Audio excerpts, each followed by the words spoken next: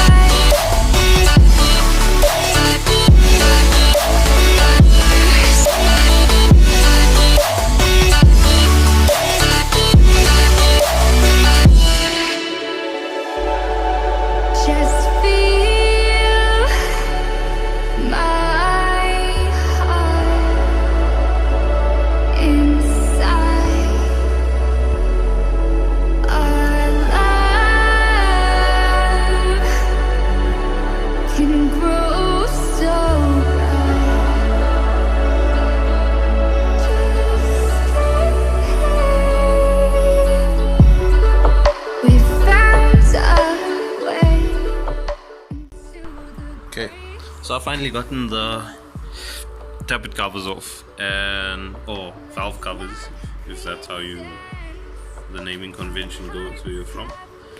I've got an issue with this valve guide, which means chain is very loose over there, and that means that there is probably a big problem. So I'm not sure whether there's vent valves on this side, but this is not a good sign. Also, I had a look on this side here. If you check this cam cap, there's a bit of, it's basically broken off here. So I can understand now why they used a lot of RTV to seal this motor up, because I'm sure it was leaking oil everywhere. But it's not the right way to do it in any case. So, interesting, I have to say, very interesting.